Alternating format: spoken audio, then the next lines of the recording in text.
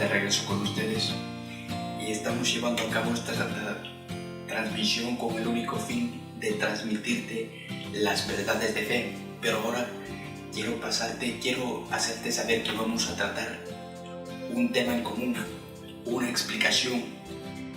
Durante esta serie vamos a explicar el libro del Apocalipsis, pero antes que nada, antes de esta pequeña introducción, quiero decirte que como católico tenemos el deber, la obligación de predicar el Evangelio al mundo entero.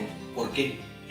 Porque así lo ha dicho la Iglesia, pues todo confirmado tiene el deber, tiene el derecho, la obligación de predicar el Evangelio con hechos, pero especialmente con palabras, pues en nuestro tiempo actual existen lamentablemente determinadas denominaciones protestantes que protestan contra las verdades de la Iglesia Católica. Satanás se ha valido de estas fuentes para atacar, para denigrar el cuerpo de Cristo, que es la Iglesia, y que es lo mismo que atacar a Cristo mismo, que es cabeza del cuerpo. Así que, antes que nada, esta serie vamos a llamarla el Apocalipsis, y antes de entrar en detalles tenemos que tener en cuenta que la Iglesia Católica es la Iglesia que nuestro Señor fundó hace 2017 años atrás, la misma que está vigente. Y quiero decirte que el Apocalipsis, vamos a hablar primeramente de cuándo fue escrito, quién fue el escritor. Eso es importante detallarlo, porque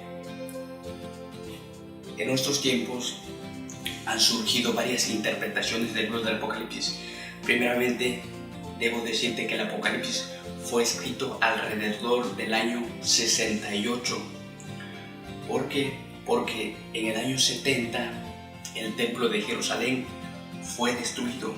Y dice el capítulo 11 del Apocalipsis, hablando del templo celestial, cuando el Señor dice a través de su palabra que manda medir el templo para destruir una parte en el capítulo 11, pero en el año 70, ese tiempo aún existía el templo. En el año 70 fue destruido. Si fue escrito después de la destrucción de Jerusalén, entonces no tiene sentido qué templo iba a mandar Dios a medir.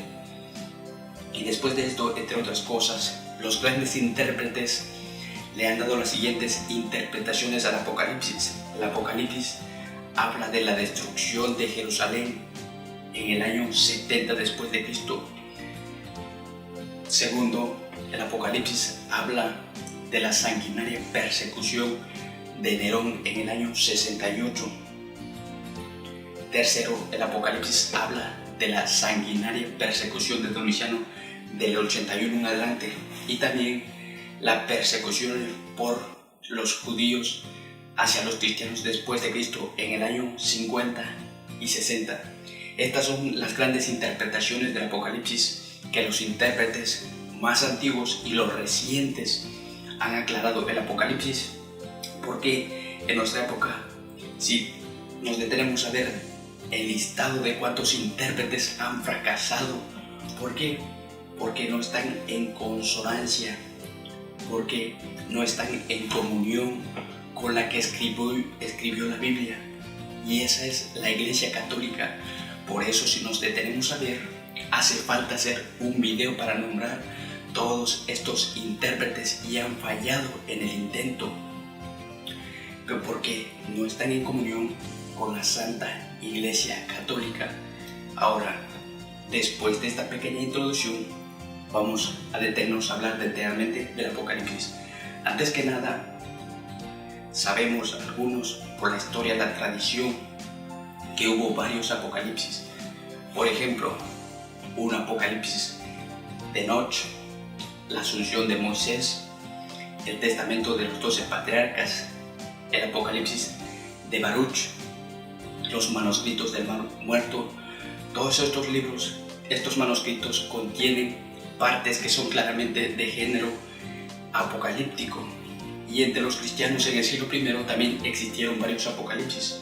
Por ejemplo, hubo un apocalipsis de Pedro otro de Santiago y desde luego algunos trozos de los evangelios sinópticos, como por ejemplo Marcos 13, Mateo capítulo 24, Lucas capítulo 21, versículo 5 hasta el 33.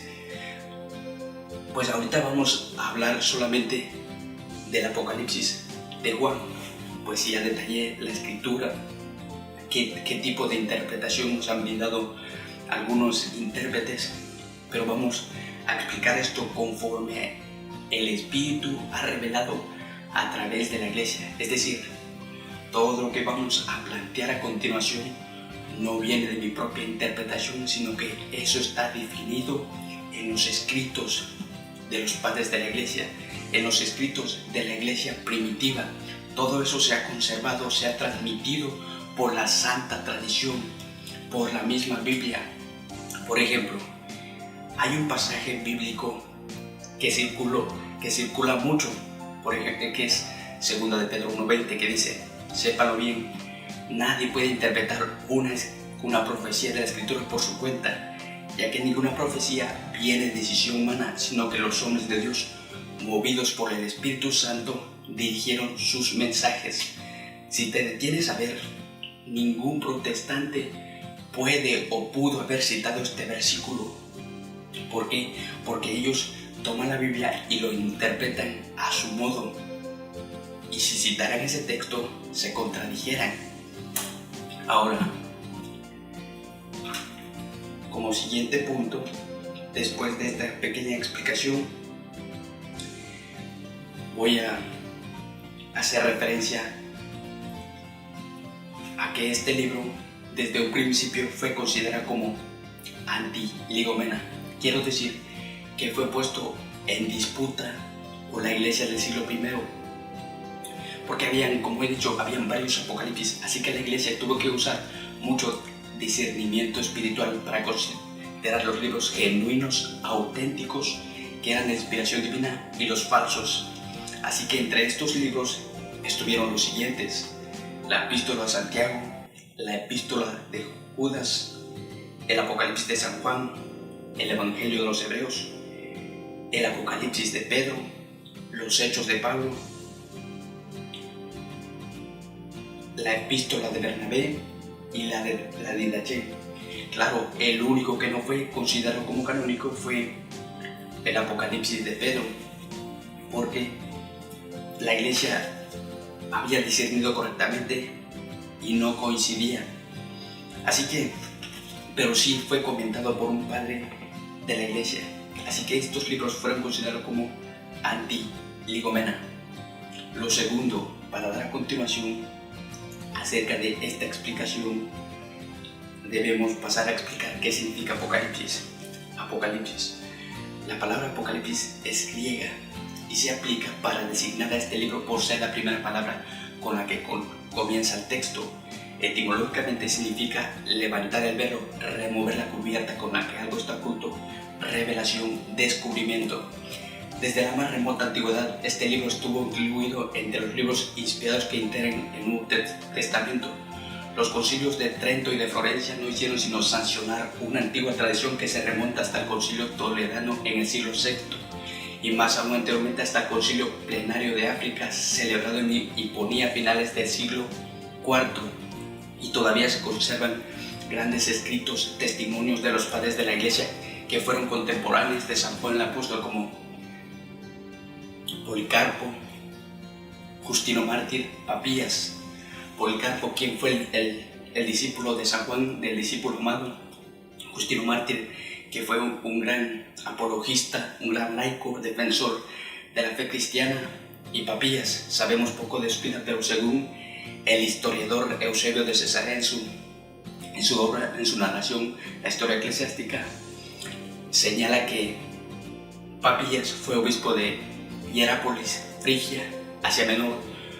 Todos estos padres dieron testimonio de que el Apocalipsis era inspiración divina, y también lo recoge el canon de Muratori. Este canon de Muratori es el que contiene los libros de inspiración divina, o es mejor conocido como fragmento Muratori. Lo segundo, es que todo lo que se dijo, como segundo punto, todo lo que se dijo en el libro del Apocalipsis en la Reforma Protestante en el año 1520-1521 es falso. Fue un invento de los reformadores y todo eso lo inventaron con el único fin de desprestigiar y desvirtuar a la Santa Madre, la Iglesia Católica, porque los mismos reformadores se contradijeron. Por ejemplo, estos reformadores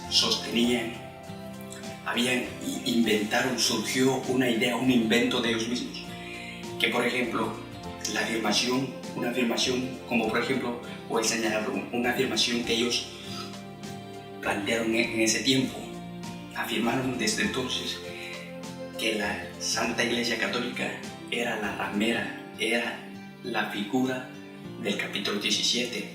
Esta idea lo sostuvo Martín Lutero, Juan Calvino, John Knox, entre otros. Pero estos mismos reformadores se contradijeron porque el mismo Martín Lutero no consideraba como inspiración divina el libro del Apocalipsis y dijo de él: a mi parecer, el libro de Apocalipsis no tiene ningún signo de carácter profético o apostólico, pues cada quien puede formar su juicio acerca de este libro. Yo personalmente siento antipatía por él y eso para mí es razón suficiente para rechazarlo. Palabras del doctor Martín Lutero. Ahora, para dar a continuación, vamos a hacer énfasis en puntos importantes. Primeramente, ¿para cuándo son esos sucesos que señala el libro del Apocalipsis? Todo lo que dice el libro del Apocalipsis es para pronto, respecto al momento en que el libro se escribió, o sea, para finales del siglo I después de Cristo. Para que no quepe la menor duda, el apóstol San Juan repite esto ya en los dos primeros versículos del libro, en Apocalipsis 1.1 y en Apocalipsis 1.3. Próximamente lo va a hacer al final en 5 versículos más, en Apocalipsis 22.6, 22.7, 22.10, 22.12 y 22.20. O sea, 2 veces al principio y 5 veces al final, sumando una totalidad de 7 veces. Y el número 7 es el número de la plenitud. O sea, eso impide decirlo más. Y cuando cuando alguien repite, en tiempos de Jesús los judíos el número 7 era el número de la plenitud. Y vemos que se repite 7 veces, o sea, eso impide decirlo más, pues el número ya está en su plenitud. Y si lo repitió tantas veces es porque iba a suceder pronto. Yo vengo pronto, todas estas cosas van a suceder pronto. Pues en el libro del Apocalipsis no hay ni una profecía para el año 2020-2025. El Apocalipsis no habla de microchips, de computadoras, tarjetas de crédito, bombas atómicas, Israel, la China, el presidente de Estados Unidos, Rusia, nada de eso. En el libro del Apocalipsis hay una sola profecía con respecto hacia el futuro, que es: Cristo triunfará y nosotros, sus seguidores, con él. Segundo, para dar continuación, vamos a explicar que el Apocalipsis es una profecía. ¿Qué es una profecía? Pues lamentablemente en nuestra actualidad, para nosotros, relacionamos la profecía con la predicción, con el vaticinio, con el futuro. Y una profecía, el concepto de profecía en la Biblia es la siguiente: que la profecía se enfoca no en el futuro, eso lo prohíbe la misma Biblia, especialmente el libro de Deuteronomio, prohíbe adivinar el futuro. La profecía se enfoca en el presente, pues una profecía en el lenguaje judío, para los judíos una profecía es un mensaje divino y nada más. Por ejemplo, Jonás le da una profecía a Nínive que será destruida si no se arrepiente de sus acciones y se vuelve a Dios. Analicemos. ¿Esta profecía tiene contenido de eminencia? ¿Es eminente? Claro que no. Una profecía es un mensaje de Dios a su pueblo y nada más. Pues Nínive se convirtió y no fue destruida. Y no se equivocó ni el profeta ni Dios, porque el profeta simplemente hizo caso a Dios. Pues esta profecía no fue eminente, no era para el futuro. La profecía era el mensaje. Jonás le estaba diciendo: arrepiéntanse, cambien sus acciones para que no venga una catástrofe sobre ustedes. O sea, el mensaje estaba en el presente: cambien, analicen, actúen ahora. Esa es una profecía, y el Apocalipsis es una profecía. Prueba de ello mismo es que todos los apocalipsis judíos que se escribieron en el siglo I decían cosas que tenían que cumplirse pronto, o sea, en el momento que se estaba publicando el libro, y nunca hacía afirmaciones para futuros remotos. El Apocalipsis de San Juan no es ninguna excepción de ello. Pero ahora centrémonos a ver ciertos puntos importantes que quiero señalar para que podamos entender, y vamos a ver ciertos puntos. Por ejemplo, el tipo de lenguaje del literario apocalíptico que se enseña en el libro de Apocalipsis. Vamos a darte a saber algunas simbologías para que se nos facilite entenderlo. Por ejemplo, comienzo con los objetos que se mencionan en el Apocalipsis. El cuerno significa fuerza, poder. Ojos significa conocimiento, ciencia. Cabeza, inteligencia. Sol, divinidad. Diadema significa soberanía. Cabellos blancos, eternidad. Pies de bronce, nadie lo echará abajo. Primero y último, Dios. Alfa y Omega, primera y última letra griega, Dios. Es decir, AZ. Árbol de la vida, vida eterna. Nombre nuevo, renovación interior. Dragón, demonio. Adulterio, prostitución, idolatría o inmoralidad sexual. Estará mañana Cristo. Trono, el que está sentado en el trono, es rey y juez. Amén. Compromiso, romper los sellos. Interpretar, vírgenes, ajenos a la idolatría o a la inmoralidad sexual. Oro, riqueza, lago de fuego, infierno. Palmas, signo de victoria. Espada aguda, palabra de Dios que busca y castiga. Alas, movilidad. Cinturón de oro, signo de poder real. Mar, elemento malo, fuente de inseguridad y muerte. Vestido blanco, señal de purificación. Vestido largo, signo de dignidad sacerdotal. Trompeta, representa la voz de Dios. Y también los números tienen un significado especial. Vamos a empezar con el 12. El 12 representa el pueblo de Dios, las 12 tribus de Israel en el Antiguo Testamento, y los 12 apóstoles, el nuevo pueblo de Dios, el Nuevo Testamento. El número 10 también se señala como algo que se puede contar, como por ejemplo, y se puede aprender. Por ejemplo, los dedos de las manos es un número que se puede contar con facilidad. El 7 significa plenitud y perfección. El 7 es el número de Dios. En el libro de Apocalipsis, la mayor parte de los escritos que viene de Dios está basada en el número 7, por ejemplo. 7 profecías de victoria, 7 bienaventuranzas, 7 himnos, porque el libro de Apocalipsis es un libro litúrgico, así que se van a mencionar 7 himnos, la conclusión de 7 veces que el Señor dice: yo vengo pronto, esto va a suceder pronto, todo 7. Y el número 6 se aplica siempre, se alude a alguien que quiso ser como Dios. Es el número de la imperfección, porque si descontamos 1, 7 menos 1, 6, no llega a 7. Y este número, como lo he dicho, que se aplica a alguien que quiso ser como Dios, está señalado en Apocalipsis 13:18, o sea, es una imitación al 3 veces santo de Apocalipsis 4:8. El número 1000 quiere decir una muchedumbre muy grande. El número 2, testimonio veraz. Según la ley de Moisés, necesitaban 2 testigos que llevaban el testimonio para que fuera considerado veraz el testimonio. 4, creación. El simbolismo viene de los 4 cosmos, de los 4 puntos cardinales. 3,5 significa persecución, sufrimiento, tiempo de pruebas y persecuciones. También los colores también tienen un significado especial. El color blanco significa victoria, alegría, pureza. Negro, muerte. Rojo, sangre de los santos mártires. Verde, cadáver en descomposición. Púrpura, lujo y magnificencia. Así que, después de haber explicado esto, vamos a ver cuál es el contenido, en qué se centra el mensaje del Apocalipsis. Primero, el Apocalipsis se escribió para hablar de Cristo, de Jesús. Pues el papel más importante en el libro del Apocalipsis es Cristo. Y esto lo especifica el versículo 1 del capítulo 1.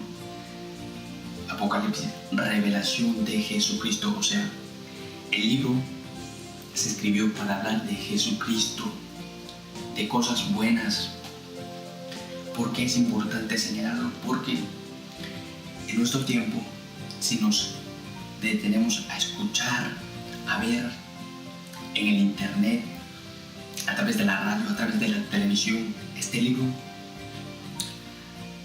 es muy hablado, por decir, se trata de explicar, pero no como lo enfoca el apóstol San Juan.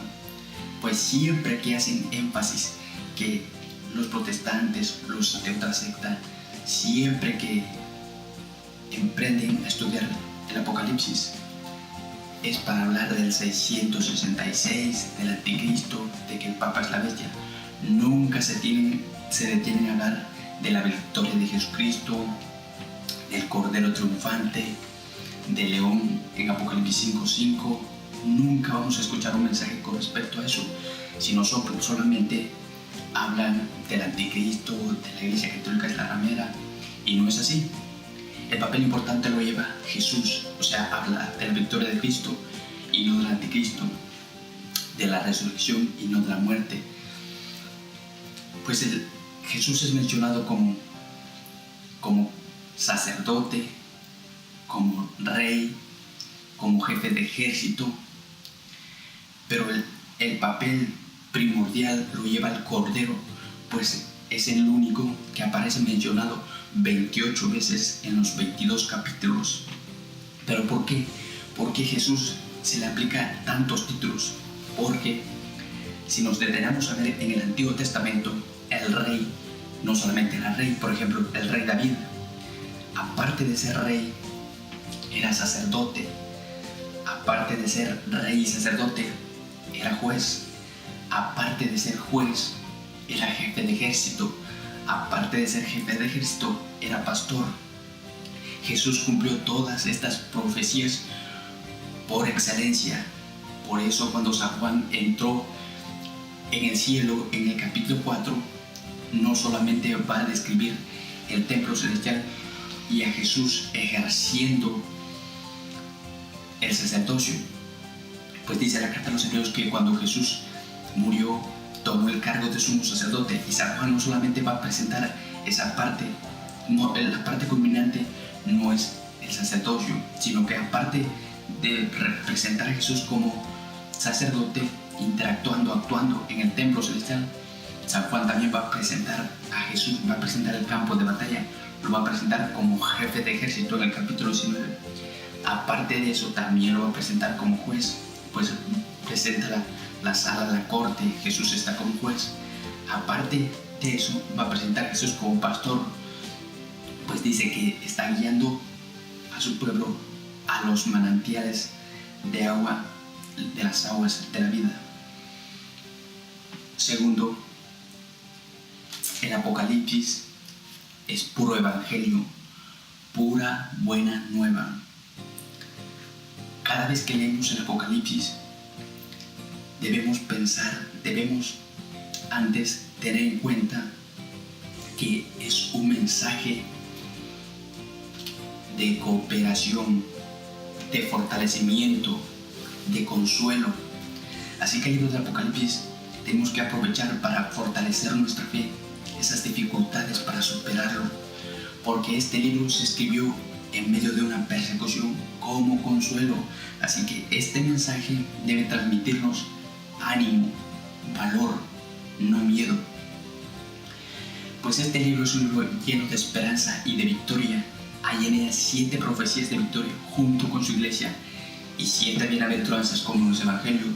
Felices quienes estas palabras, felices quienes escuchan Apocalipsis 1:3, etc. Podemos leer las 7 profecías de victoria en Apocalipsis 2:7, Apocalipsis 2:11, Apocalipsis 2:17, Apocalipsis 2:26, Apocalipsis 3:5, Apocalipsis 3:12 y Apocalipsis 3:21. Y las 7 bienaventuranzas en Apocalipsis 1:3, Apocalipsis 14:13, Apocalipsis 16:15, Apocalipsis 19:9, Apocalipsis 20:6, 22:7 y 22:14. Como siguiente punto, el Apocalipsis, en el capítulo 2, se ve un mensaje a las iglesias. Pero para los judíos, la necesidad de crítica es que ese mensaje recaiga sobre todas las iglesias del mundo. Es decir, en ese mensaje hay un mensaje para cada uno de nosotros, para cada iglesia, para cada grupo eclesial, pero como lo he dicho específicamente para cada uno de nosotros. ¿Cómo estaré en mi vida propia? ¿Cuál será esa iglesia? ¿Seré tibio? ¿Me he alejado de Jesús? ¿Seré como Éfeso? ¿Cómo estaré yo en mi persona? Así que ese mensaje va dirigido especialmente para cada uno de nosotros. Por eso el apóstol concluye después de las cartas diciendo: el que tenga oídos, que escuche el mensaje que el Espíritu dirige a las iglesias. Y como siguiente punto, el Apocalipsis, en el libro de Apocalipsis no se menciona la palabra anticristo. En donde encontramos la palabra anticristo es en las cartas de San Juan. Por ejemplo, en 1 de Juan capítulo 2 versículo 18 al 19, 1 de Juan capítulo 4 versículo 3, en 2 de Juan capítulo 2 versículo 7. Y por cierto, para Juan anticristo es todo aquel que se opone a la doctrina de Cristo. No hay, según Juan, un anticristo, sino muchos. Claro, algunos intérpretes interpretan esto con el Papa, pero algunos intérpretes católicos también le han dado la siguiente interpretación. Abordan al libro de Daniel, después a Tesalonicenses capítulo 2 versículo 2, el hombre del pecado, después Apocalipsis 3:18. Pero para hacer este análisis se necesita hacer varias conjeturas y que más adelante vamos a detallarlo en la segunda parte. Pues esta es la primera parte de la explicación del libro de Apocalipsis. Solamente me he centrado a dar algunos puntos para que podamos entender el libro del Apocalipsis. Y unas palabras que quiero decir al final es que debemos tener en cuenta que la única que puede interpretar a la iglesia, a la Biblia correctamente, es la iglesia, pues la Biblia es obra de la iglesia. Y como a pesar de que las interpretaciones, a pesar de todo lo que se dice en ese libro, yo concluyo con las siguientes palabras, las mismas que San Pablo un día repitió en sus epístolas, según Timoteo 2:19. A pesar de todo, dice San Pablo, sin embargo, el sólido fundamento puesto por Dios se mantiene firme. Así que con esto concluyo en esta primera parte. Nos vemos en la segunda parte de esta serie y con eso me despido.